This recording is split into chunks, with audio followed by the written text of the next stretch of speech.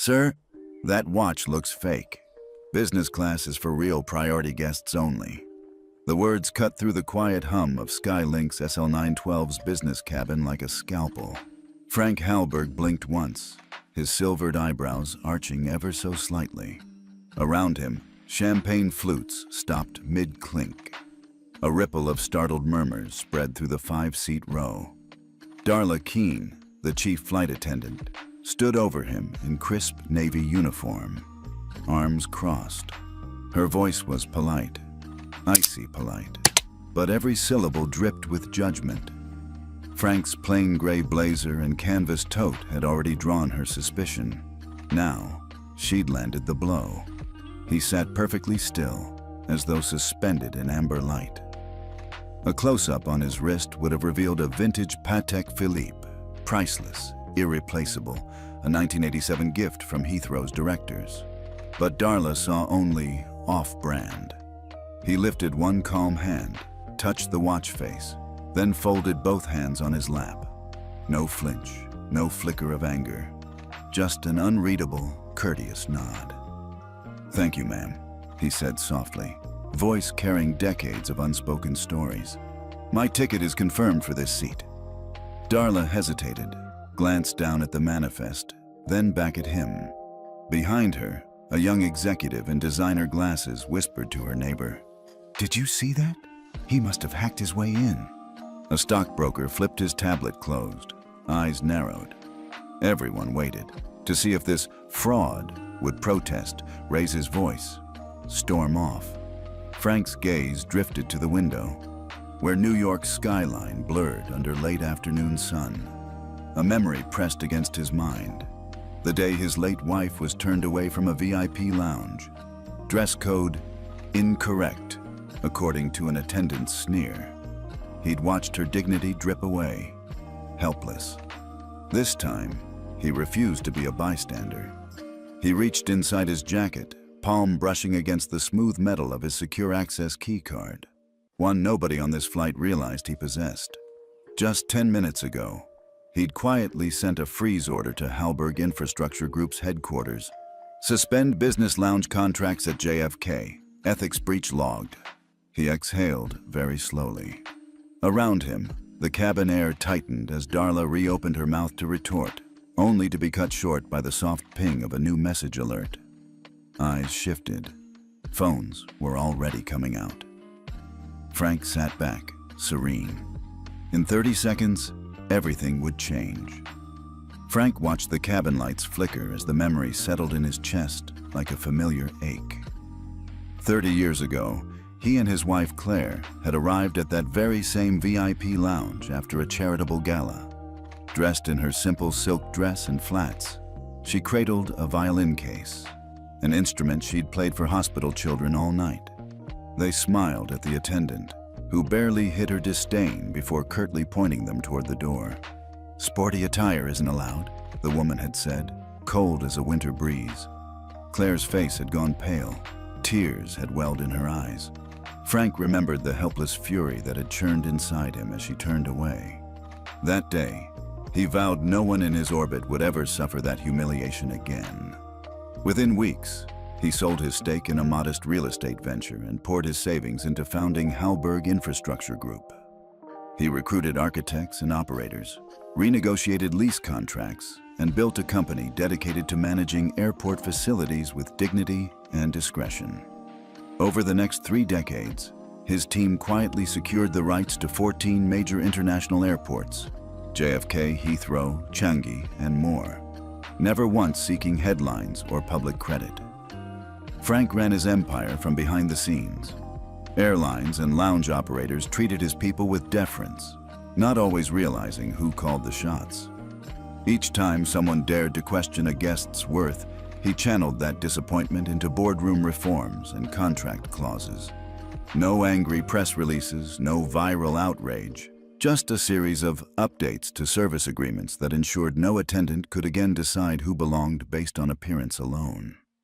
He closed his eyes and let the memory fade. In the present, he was still that same quiet force. His ticket, his keycard, his Patek Philippe, all symbols of a man who wielded power without fanfare. He didn't need to prove his status with words or logos. His convictions were embedded in steel and glass terminals around the globe. A gentle murmur in the cabin drew his attention back. Darla's icy glare had softened into something like doubt. Frank allowed himself the smallest of smiles. He folded his hand, settled into his seat, and prepared for what would come next.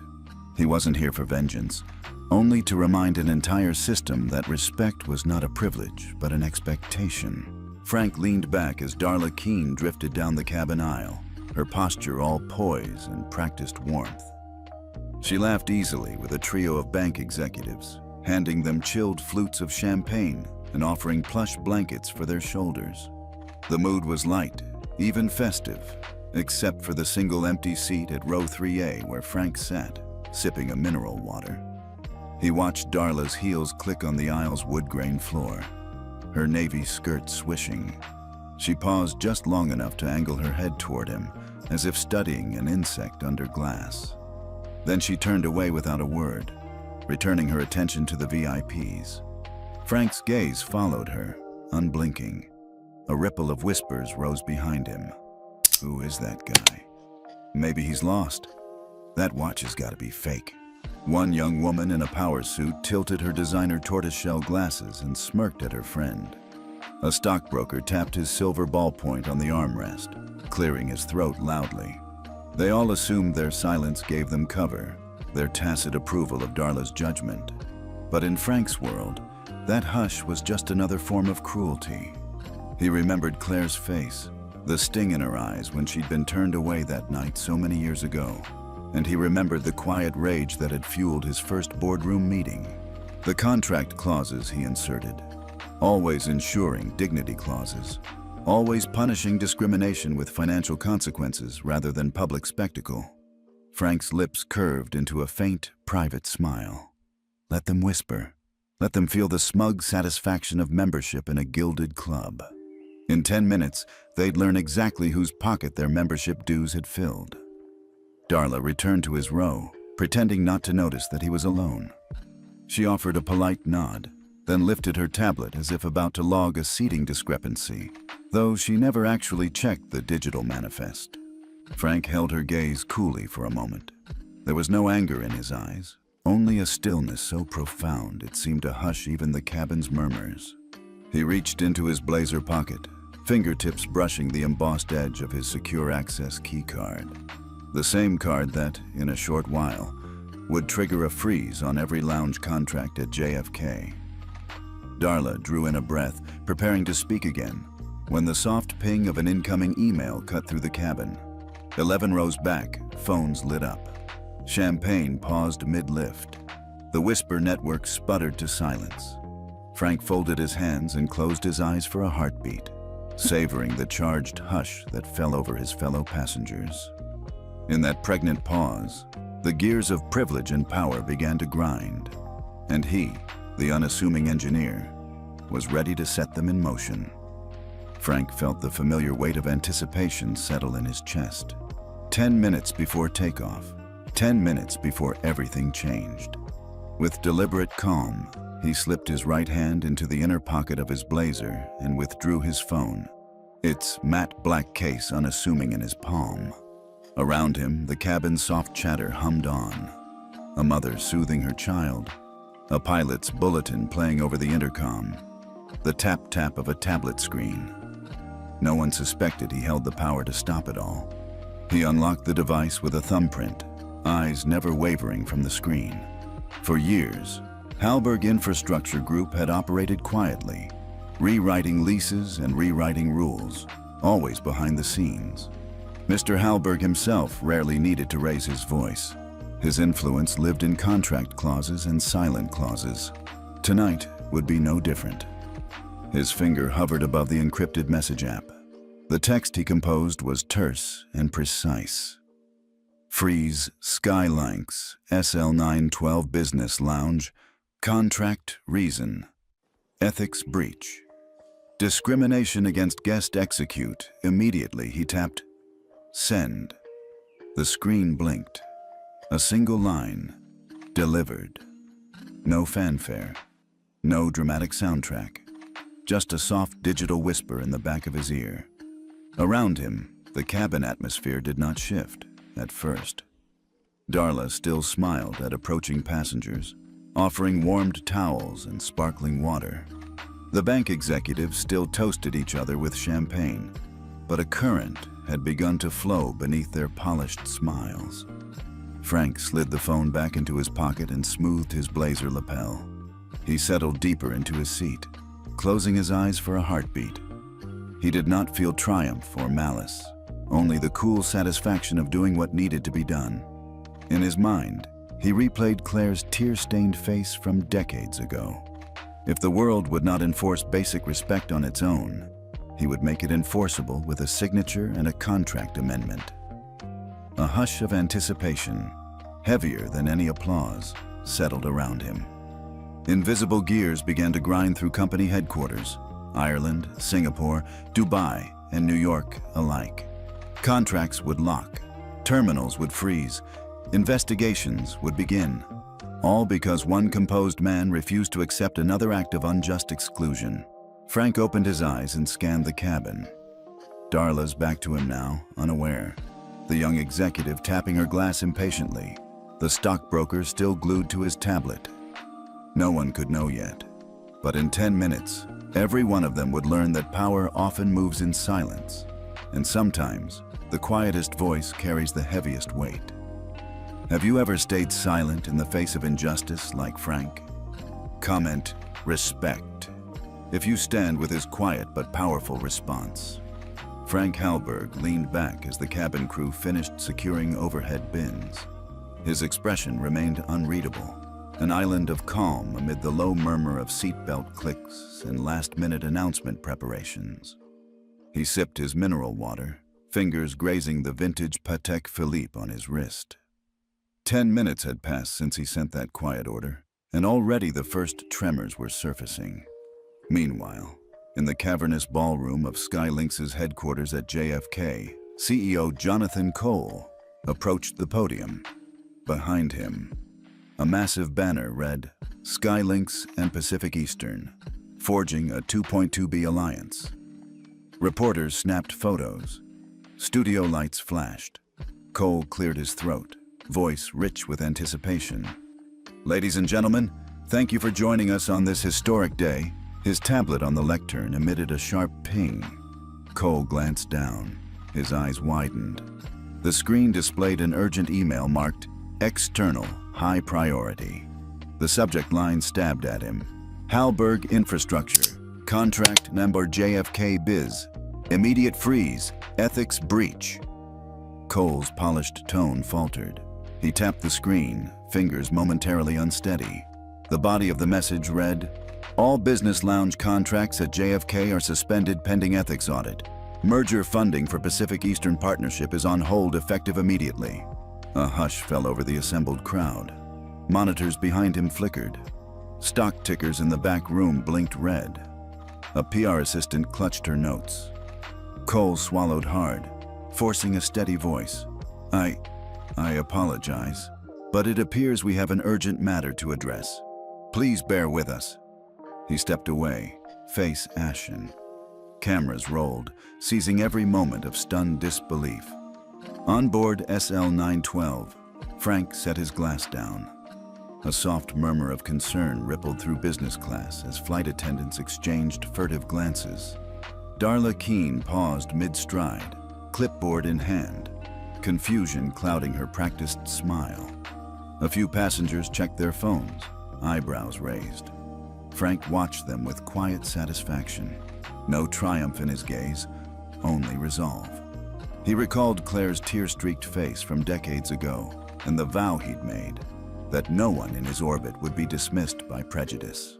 In a dimly lit operations center half a world away, Hallberg infrastructure analysts tracked contract statuses. Consoles confirmed lounge doors were locked, billing cycles halted, audit teams dispatched. A single keystroke had cascaded into global headlines. Back in the press hall, Cole's press secretary raised a hand to calm reporters. The largest merger in Skylinx history now teetered on the brink. And all because one composed man in seat 3A refused to let injustice pass without consequence. In that moment, the real power of silent authority came fully into view, ripples beneath the surface that could reshape an entire industry. A dozen phones buzzed at once. In-seat screens lit up with a breaking news alert. Halberg Infrastructure halts JFK Business Lounge contracts. Business class passengers cocked their heads, eyes widening as anchors on every channel delivered the same startling bulletin. We've just learned from an exclusive insider source that Frank Halberg, yes, the same Mr. Halberg seated in row 3A, issued a freeze on all business lounge agreements at JFK. This move has effectively suspended Skylinks' multi-million-dollar partnership and paused their $2.2 billion merger with Pacific Eastern. Darla Keene, clipboard suddenly forgotten in her hand, stared at the overhead monitor. Her perfectly controlled composure cracked as the camera cut to grainy footage of Frank's vintage Patek Philippe under the cabin lights. His unflinching gaze stared back at her through the televised close-up. Around the cabin, murmurs swelled into full sentences. That's him. He's the one they mentioned. A hedge fund manager tapped his phone furiously, refreshing the stock ticker. Skylinks shares were already tumbling. Another passenger, a marketing executive, muted her tablet video and leaned forward, eyes darting between Frank and the screen. Frank sat motionless, lips pressed into a straight line. No relief flickered across his face. Only his eyes held a steely calm, as though he'd been waiting for this moment all along. He reached into his blazer pocket and felt the smooth edge of his secure access key card, a private reminder of the power he wielded. Back on the news set, the anchor's tone shifted to sober analysis. This unprecedented action highlights how the infrastructure owner, often an invisible figure, can reshape airport operations with a single directive. We'll be tracking both Skylinks' market reaction and potential regulatory fallout. Darla's breath caught in her throat. She sank into the nearest empty seat, as though the weight of her earlier judgment had knocked the air out of her lungs. Across the aisle, a veteran pilot-turned-passenger shook his head in disbelief, muttering, "Unbelievable." For a heartbeat, the cabin was utterly silent. No clinking glasses, no seatbelt jingles. Even the intercom announcement seemed to hang in midair. The hush was heavy, electric, charged with the knowledge that they were all part of a story far bigger than comfortable leather seats or pre-flight routines. Frank leaned forward, unfolded his hands, and tucked them neatly onto his lap. He didn't gloat. He simply watched. The silent authority of his decision had just gone live on every screen, and nothing in that cabin would ever feel the same again. The cabin door slid open mid-flight, and a nervous figure stepped through. Skylinks' Director of Public Relations, Melissa Graves. Her tailored navy blazer was impeccable, but her hands trembled slightly as she approached row 3A. Passengers paused their conversations, sensing the gravity of her stride. "Mr. Halberg," Melissa began, voice quavering. "On behalf of Skylinks Airways, I deeply apologize for the misunderstanding and for any offense you've experienced. We value every guest." Her words hung in the air, sincere yet insufficient. Frank watched her carefully, his posture relaxed, eyes steady. He could feel the collective gaze of the entire business cabin. Bankers, executives, even a young couple clutching their toddler, waiting to see how he'd respond. Frank inclined his head. "Thank you, Ms. Graves," he said softly. His tone carried decades of calm authority. "But I'm not here for apologies. I'm here for respect." A hush fell so profound it seemed to swallow the hum of the engines. Passengers exchanged glances, some curious, some ashamed. Melissa's lips parted, searching for words. Instead, she swallowed and looked down at her polished shoes. Frank continued, voice low but clear. "Too many people have been judged by what they wear, what they carry, or where they come from. I refuse to be another silent victim. I chose action instead." Behind him, Darla Keene hovered, arms wrapped around her clipboard as if it were a shield. She caught Frank's gaze for a moment. Hesitation flickered in her eyes, then looked away, unable to meet his calm intensity. Melissa straightened, courage rising. "We will review our policies immediately. No one should feel excluded in our cabin." Frank offered a small, almost sad smile. "I believe you will. Because if you don't, justice will ask again. And next time, you might not be able to press freeze." He leaned back, punctuating his point. In that suspended silence, the cabin felt forever changed. Respect would no longer be optional. Less than an hour into the flight, the cabin's soft lighting flickered as a quiet chime sounded at the front. Darla Keene, still clutching her clipboard, turned toward the intercom. A measured female voice announced, "Attention Skylinks SL912 cabin crew. An internal compliance audit has revealed 6 separate formal complaints regarding discriminatory conduct by a member of our business class team. Effective immediately, Darla Keene is suspended pending full investigation. All remaining attendants will assume her duties at JFK." A collective gasp rippled through first 6 rows. Darla's face went ashen. Her poised facade crumpled. She gripped the countertop for support, legs threatening to buckle beneath her. A flight attendant colleague hovered at her elbow, concern etched on her face. Passengers exchanged stunned looks. The bank executives who'd earlier toasted with Darla now lowered their glasses, embarrassed. The marketing director even shifted in her seat, as if the walls had closed in. Frank Halberg watched without expression, hands folded neatly in his lap. In that hushed moment, he felt a subtle warmth of justice quietly settling around him. No triumphant laughter, just the calm recognition that a long-ignored wrong was finally acknowledged. Darla's voice trembled as she spoke to the junior attendant beside her. This has to be a mistake." "I'm so sorry," the other attendant whispered. "The memo came directly from HR's ethics office." Darla backed away, eyes brimming. She clutched her badge as though hoping it might shield her from the fallout. A single tear slid down her cheek, but she quickly blinked it away before anyone could see. Frank allowed himself the smallest, almost imperceptible nod.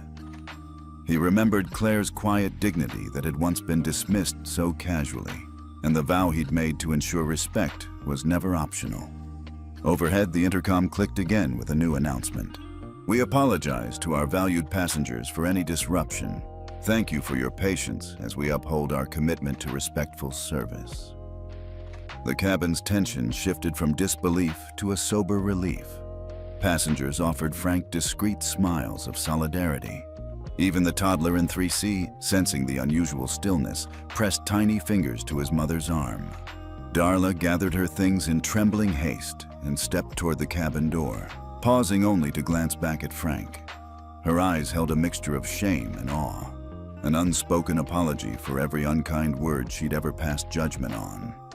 Frank tipped his head slightly in acknowledgement. No words were needed. The verdict had been rendered, and its weight would echo long after they landed. Conscience, he knew, was the most exacting judge of all. If you were in Darla's shoes, would you speak up? Drop a "I would speak up" or "I stayed silent" below.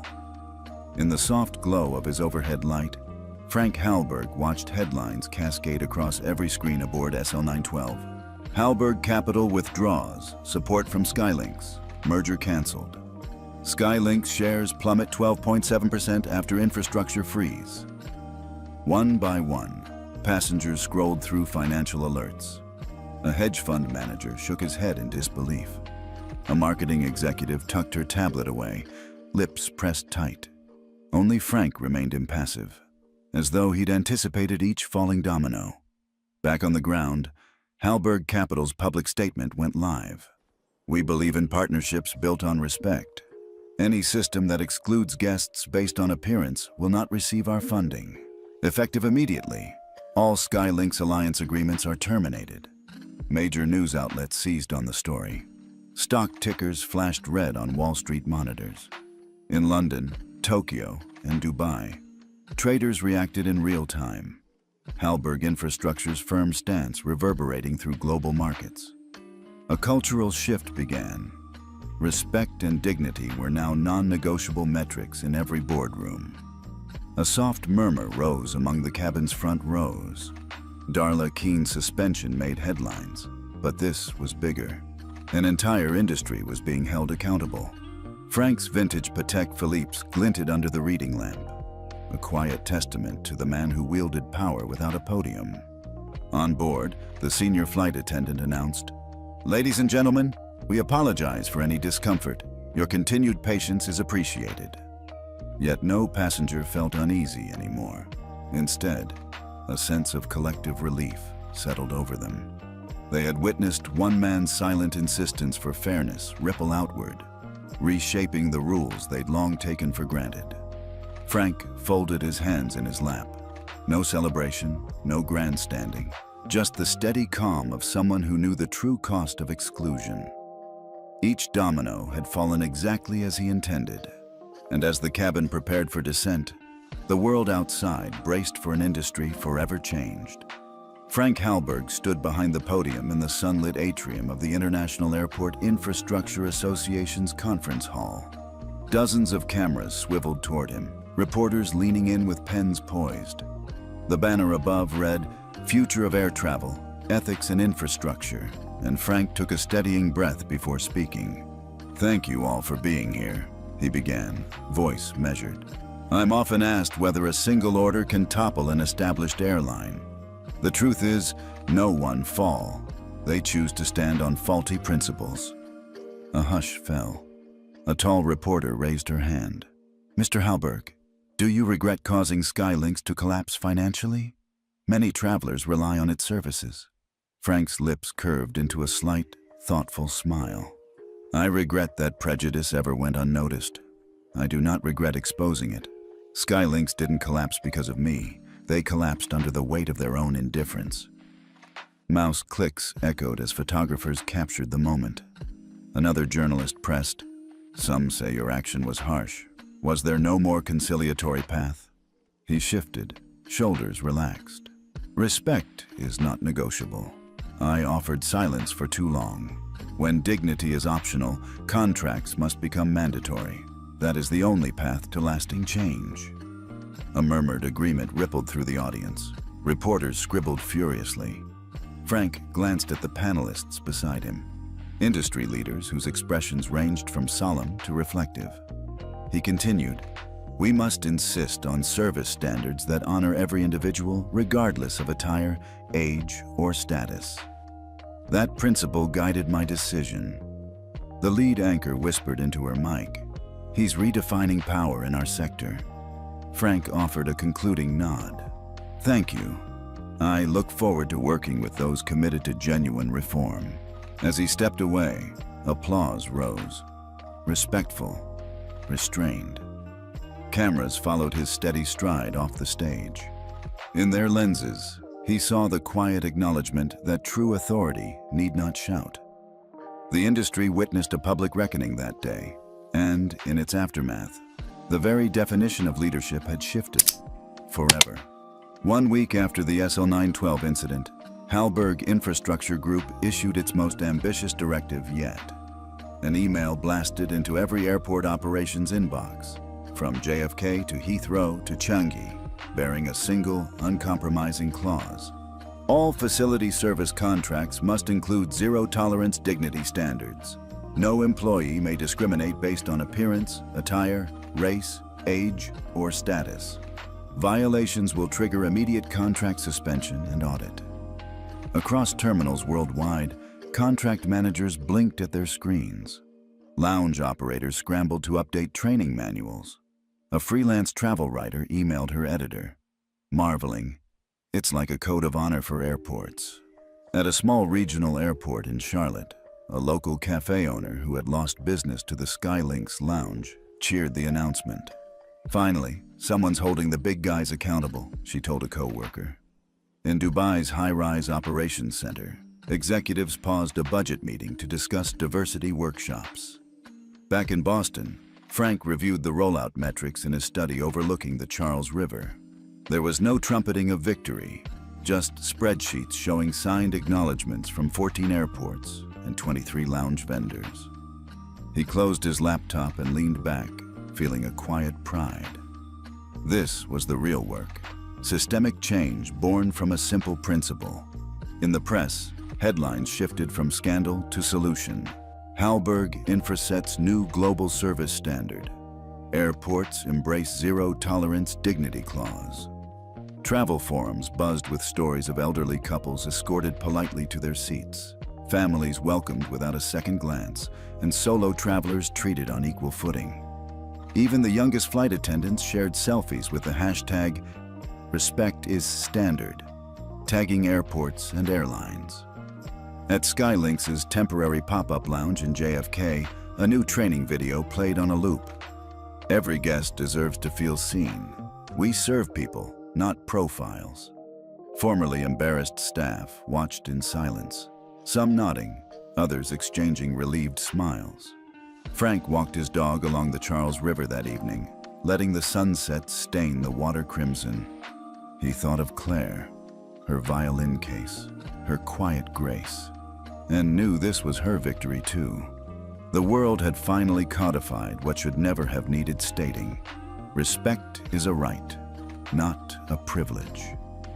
And with that, a new era in airport hospitality truly began. Frank Halberg settled into his seat in the business class cabin of Flight SL-107, Boston to Tokyo. The afternoon light slanted through the oval windows, casting warm streaks across the pale gray leather. A quiet murmur of conversation drifted through the six-seat row. Executives reviewing reports, a mother soothing her daughter to sleep, a couple sharing headphones and soft laughter. It felt ordinary, almost soothing, a stark contrast to the storm he'd stirred just days ago. A small voice broke the hush. A boy of about 9 years old peered around the headrest. "Sir?" he asked, eyes wide with curiosity. "Excuse me, your watch looks really old. Is it broken?" Frank turned slowly and offered the boy a gentle smile. He lifted his wrist to reveal the vintage Patek Philippe, its glass face faintly gleaming.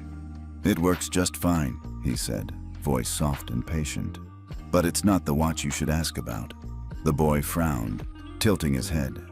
"What should I ask?" Frank folded his hands in his lap. "Ask why someone would insult a watch they didn't understand." He paused, letting the question settle.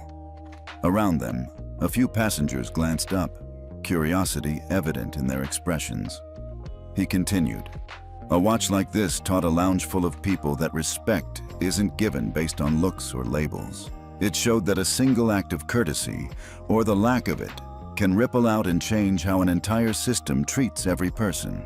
The boy's eyes grew thoughtful. He looked at his mother, who nodded in encouragement. A grandmother 2 rows back dabbed at her eye with a tissue. A businessman closed his laptop, gaze on Frank's calm demeanor. Frank remembered Claire's quiet dignity, the day she'd been turned away from a VIP lounge long ago. He thought of every policy update, every frozen contract, every training video that now reminded staff to treat people with basic kindness. This was the real legacy, small gestures compounding into meaningful reform. He placed a comforting hand on the boy's shoulder. "Remember," he said, "no one earns a seat in life by what they wear or carry. We all deserve respect, every single one of us." As the engines whirred to life and the plane taxied toward the runway, the cabin felt charged with a new purpose. In that moment, Frank Halberg knew the lesson would outlast him, engraved not in gold or gears, but in the way people chose to see one another. Did Frank's story inspire you? Hit like and share to spread the message, respect is a right, not a privilege. And don't forget to subscribe for more justice journeys.